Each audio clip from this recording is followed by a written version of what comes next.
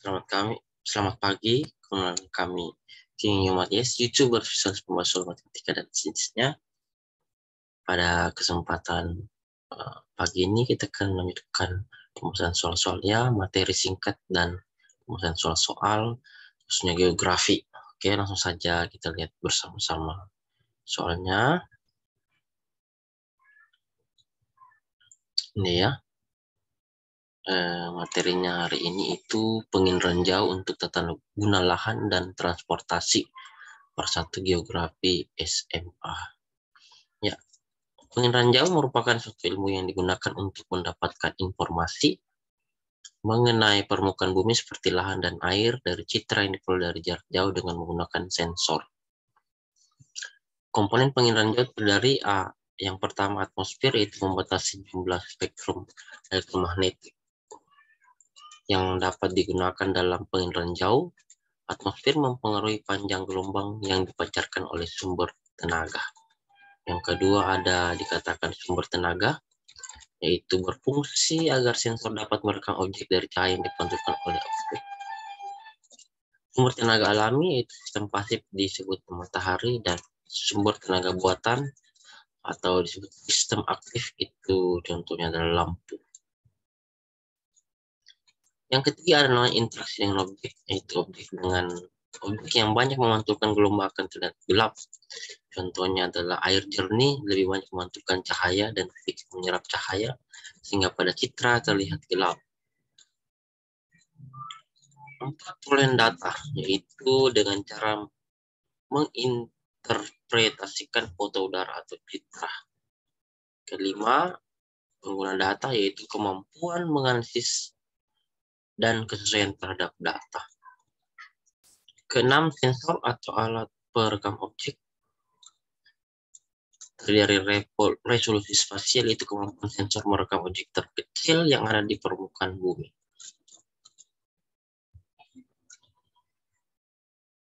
Nah, seperti ini gambarannya ya. Ada matahari terus memancarkan sinar atau radiasi ke bumi. Ada yang kena gedung perumahan, ada yang kena perumahan, ada jalan, ada tanah liat, kena juga rumput, air, dan hutan. Nah, ini area pemukimannya. Lalu satelit yang memiliki sensor itu cahaya yang mengenai gedung itu terpantul ke satelit, cahaya mengenai jalan terpantul ke satelit, dan rumput terpantul ke satelit, air, dan hutan. Yaitu emisi, pantulan, hamburannya, emisi, pantulan, dan hamburan. Ini terhambur karena bentuknya tidak tetap. Ada atmosfer di situ. Lalu dari sensor ini menuju ke stasiun bumi, dan stasiun bumi mengartikan dalam bentuk data, itu dari fasilitas pengelolaan data, citra, dan sistem analisis citra dan informasi, edit value, dan pengguna aplikasi. Seperti itu sistem kerjanya. Lalu berikutnya teknik dan unsur interpretasi citra. Yang pertama, teknik interpretasi. Data yang tergambar pada citra harus diinterpretasi supaya dapat memberikan informasi yang baik mengenai objek yang ada pada citra. Interpretasi citra penginderaan jauh dapat dilakukan dengan teknik langsung dan tidak langsung. Pertama, teknik langsung, yaitu interpretasi objek yang nampak pada citra secara langsung. Diidentifikasi batas-batas objek yang berbeda, misalkan pemukiman, sawah, danau, dan sebagainya. Yang kedua ada namanya teknik tidak langsung, itu interpretasi objek yang tidak nampak pada citra, tetapi dalam interpretasinya mengasosiasikan dengan objek yang nampak, misalkan menentukan adanya patahan. Hal ini dapat ditentukan berdasarkan adanya kenampakan gawir curam yang lurus memanjang, karena biasanya zona patahan berasosiasi dengan kelurusan gawir. Selanjutnya, kegiatan pengenalan objek yang nampak pada citra dapat dilakukan dengan tahapan sebagai berikut. Yang pertama, deteksi, yaitu pengamatan adanya suatu objek. Misalnya ada kenampakan objek memanjang yang memberikan gambaran mengenai sungai, kemudian ada juga yang kenampakan yang hampir sama dengan sungai tetapi bukan tubuh air, contohnya adalah jalan. Terus yang kedua, identifikasi. Itu upaya mencari objek yang telah dideteksi dengan menggunakan keterangan yang cukup seperti bentuk, ukuran, dan letak objek hasil deteksi. Contohnya adalah adanya dua objek di tengah sawah ditafsirkan sebagai dua orang petani.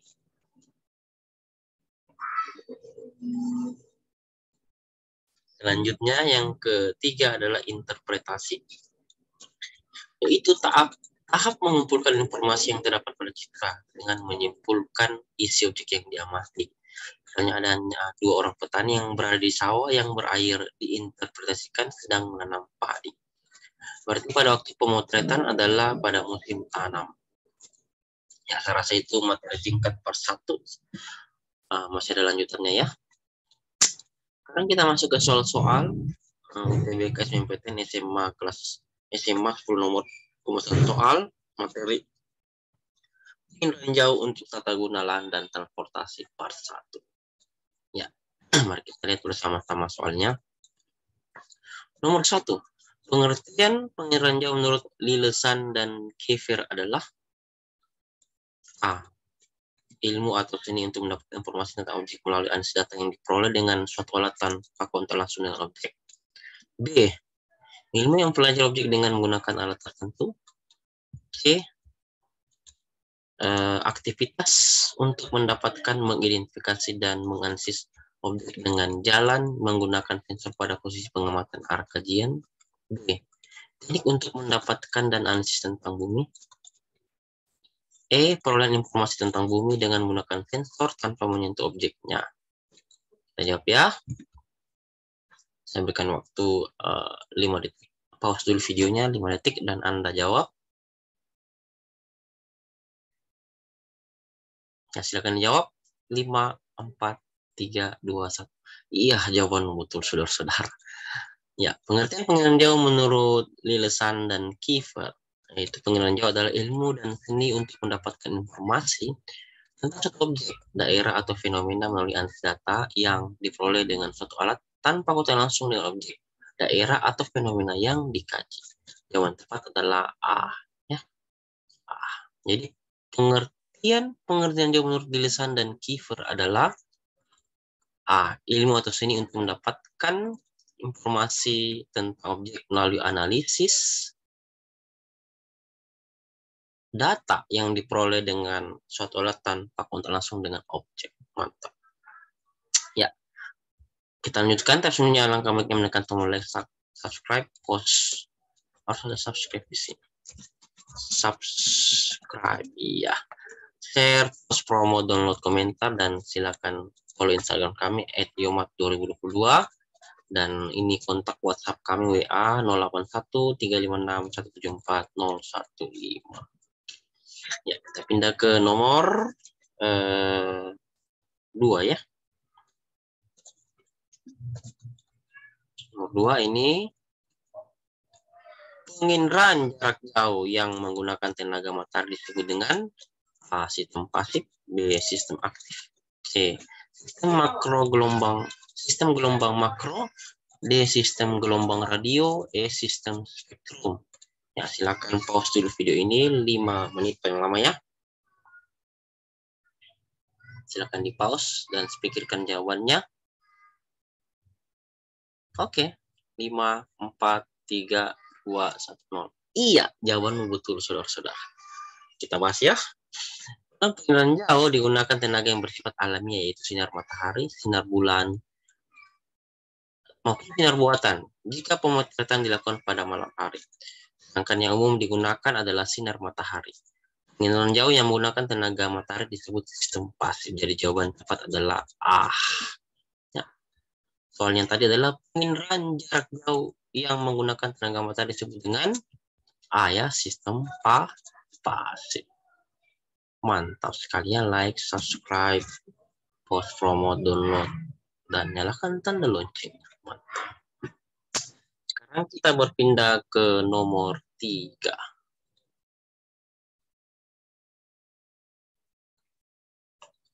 Ini ya. Oke.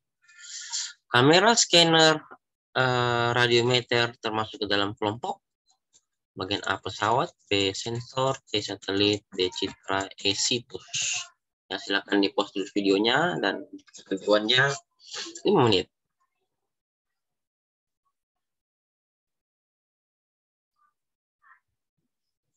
Ya, 5, 4, 3, 2, 1. Jawabanmu betul, saudara-saudara.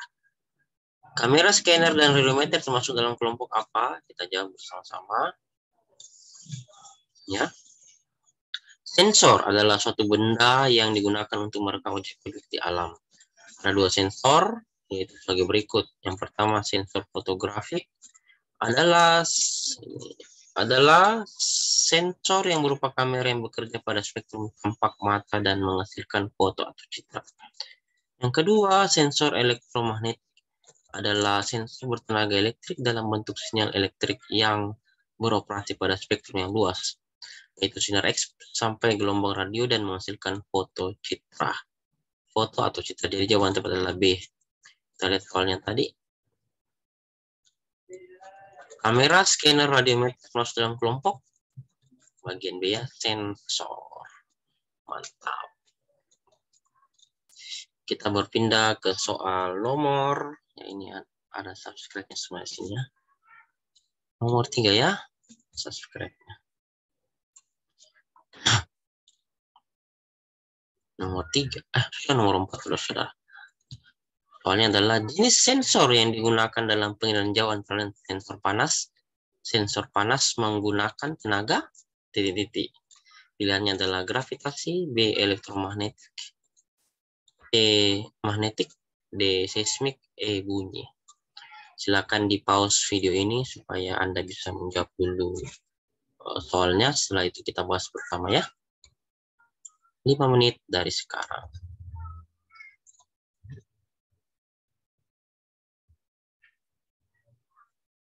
5, 4, 3, 2, 1. Iya, betul jawabannya ya.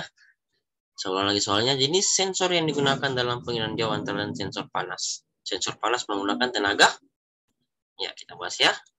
Sensor elektromagnetik adalah sensor bertenaga elektrik dalam bentuk sinyal elektrik yang beroperasi pada spektrum yang luas, yaitu sinar X sampai gelombang radio yang menghasilkan foto atau citra. Sensor elektromagnetik dapat berupa sensor panas. Jadi jawabannya adalah B ya. Kita ulang lagi soalnya. Jenis sensor yang digunakan dalam pengiriman jauh antara lain jenis sensor panas. Sensor panas menggunakan tenaga B ya, elektromagnetik. Oke, betul sekali ya. Sekarang kita pindah ke soal nomor 5. Ya. Gambar objek yang nampak pada cermin melalui lensa kamera atau tampak langsung pada hasil cetakan dinamakan A citra, B sensor, C objek, D foto udara, E foto kamera. Ya, silakan coba dijawab dulu. Silakan pause videonya dan pikirkan dan cari dulu jawaban yang Anda anggap benar. 5 menit dari sekarang.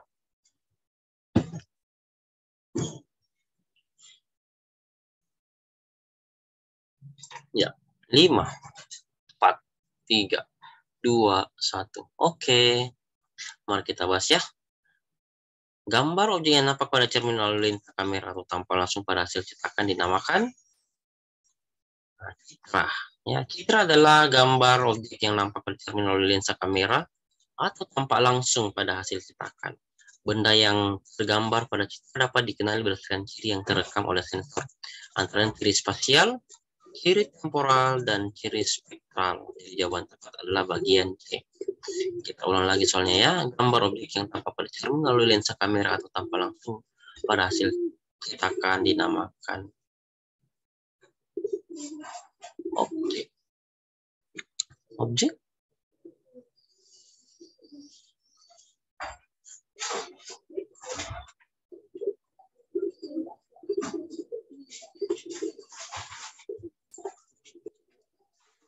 Oh, bukan. A ini ya. Citra. Ya, citra adalah gambarnya yang nampak. Ya, A jawabannya citra. Oke.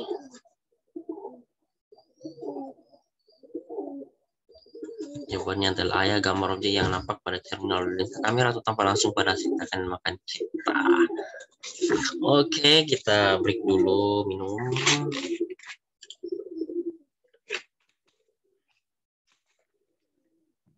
Iya. Kita pindah ke nomor 6. Soalnya adalah ini. Penginderaan jauh memiliki banyak manfaat. Contoh pemanfaatan penginderaan jauh dalam bidang oceanografi adalah A. Pengamatan iklim di suatu daerah. B. Pengamatan fisik laut. C. Pengamatan daerah aliran sungai atau DAS. Ya. Daerah aliran sungai. D. Pemantauan pencemaran laut dan lapisan minyak laut. E. Pemetaan permukaan bumi. Ya, silakan coba dijawab ya. Silakan di pause dari videonya supaya bisa berpikir untuk menjawabnya. Dan waktu 5 menit dari sekarang.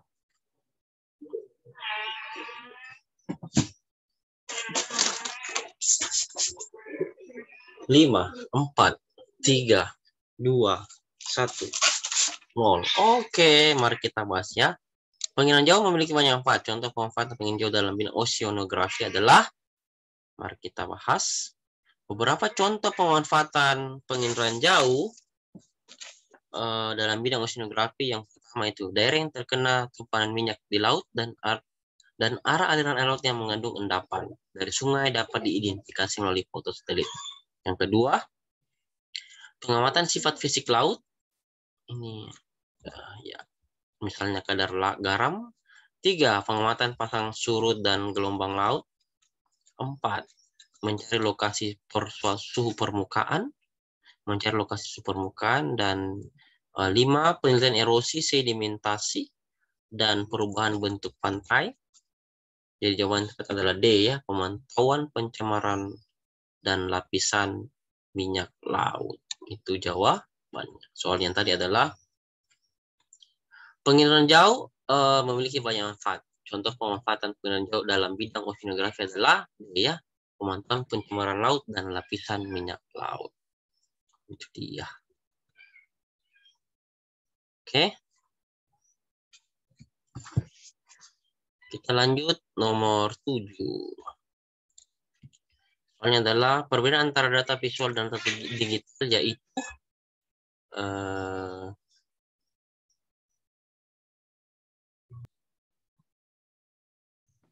nomor 7 ya, perbedaan antara data visual dan data digital, yaitu pertama, data visual berupa pita atau data digital berupa pita magnetik. Yang kedua, data visual berupa foto, data digital berupa angka. 3, data visual berupa proses rekaman dan data digital berupa non-citra. Yang keempat, data visual berupa spektrum elektronik, data digital berupa proses rekaman. Yang kelima, data visual berupa citra foto, data digital berupa citra non-foto. Ya, silakan di pause dulu videonya dan coba dijawab soal nomor 7 ini. 5 menit dari sekarang ya.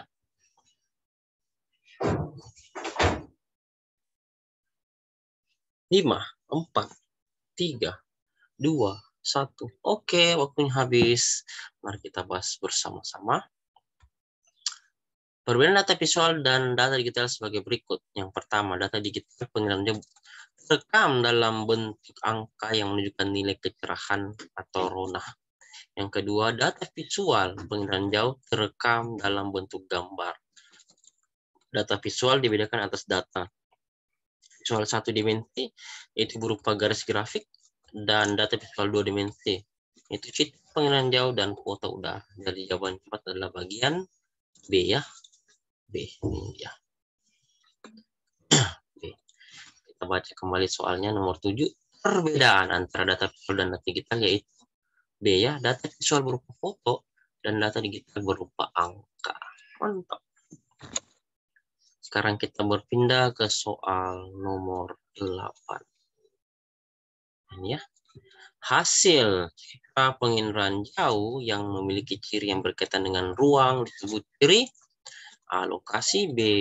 Fotografer, C. Digital, E. D. Temporal. E. Spasial. Ya, silakan dijawab terlebih dahulu. Silakan di-pause dulu videonya dan kami berikan waktu untuk menjawab ya. Hasil citra penilaian jauh yang memiliki ciri yang berkaitan dengan ruang disebut ciri. A. Lokasi. B. Fotografer. C. Digital. D. Temporal. Dan E. Spasial. Silakan dijawab. Silakan di-pause videonya. Ya, 5, 4, 3, 2, 1. Oke, habis. Mari kita bahas bersama-sama. Ciri spasial adalah ciri yang berkaitan dengan ruang, meliputi bentuk, ukuran, bayangan, pola, tekstur, situs, dan asosiasi. Jadi jawaban tepat adalah bagian E. Ya. Hasil citra penilaian jauh yang memiliki ciri yang berkaitan dengan ruang disebut ciri. E ya, spasial. Mantap sekali. Ya, ciri spasial adalah ciri yang berkaitan dengan ruang, meliputi bentuk, ukuran, bayangan, pola, tekstur, situs, dan asosiasi. Sekarang kita berpindah ke soal nomor 9. Data grafis yang mengidentifikasikan kenampakan lokasi berupa titik garis dan poligon disebut data titik-titik. Yang pertama raster, B atribut, C vektor, D nominal, E spasial. Ya, silakan dicoba dijawab ya. Silakan pause videonya dan bisa dijawab. Kami berikan waktu untuk menjawab ya. Saya ulangi soalnya, data grafis yang mengidentifikasikan kenampakan lokasi berupa titik garis dan poligon disebut data raster, atribut, vektor, nominal, spasial. 5, 4, 3, 2, 1. Oke, mantap. Jawaban Anda betul. Kita persiap. Data vektor merupakan data yang dapat digunakan untuk menggambarkan informasi geografis secara tepat. Data vektor menampilkan, menempatkan, dan menyimpan data spesial dengan menggunakan titik-titik garis atau poligon. Jadi yang tepat adalah ya vektor, gitu ya, vektor. Iya, itu dia jawabannya vektor. Ya, kita lanjut soal nomor 10. Ya. Berikut ini merupakan komponen-komponen dari SIG, yaitu A. Perangkat lunak, perangkat keras, tenaga operasional. B. Perangkat keras, perangkat lunak, data, sumber daya manusia, metode. C. Cukup dengan komputer beserta perangkatnya dan sumber daya manusia. D. Perangkat keras, basis data, dan sumber daya manusia. E. Perangkat lunak, basis data, sumber daya manusia, dan metode. Silakan di-pause dulu videonya supaya kami berikan waktu dan kesempatan untuk menjawab soal ini. Ya, 5 menit dari sekarang. Soalnya adalah berikut ini merupakan komponen dari SIG, yaitu titik-titiknya. 5, 4, 3, 2, 1. Habis. Ya, jawaban Anda betul, saudara-saudara. Kita bahas bersama-sama. Komponen SIG terdiri atas perangkat keras atau hardware, perangkat lunak atau software, data, sumber daya manusia atau brandware, dan metode. Jadi jawaban tepat adalah bagian B. Bravo ya. Kita ulang lagi soal nomor 10. Berikut ini merupakan komponen-komponen dari SIG, yaitu B ya, perangkat keras, perangkat lunak, data, sumber daya manusia, dan metode. Itulah jawabannya. Rasa cukup dulu part 1 hari ini ya. Terima kasih, selamat belajar. Semoga bermanfaat, positif think, dan salam sukses selalu untuk kita semua. Amin. Ya, demikianlah materi singkat dari kami part 1 ya. Geografi, pengenalan jauh, dan kegunaannya dalam transportasi dan pencitraan. Jangan lupa dukung terus dengan cara menekan tombol like, subscribe, post, and share, nyalakan tombol lonceng agar setiap video baru kami upload dan isi kolom komentar dengan komentar yang baik dan bermanfaat bagi diri dan sesama. Nyalakan tombol loncengnya agar setiap video baru kami upload Anda tahu. Terima kasih dan selamat belajar. Sampai jumpa lagi.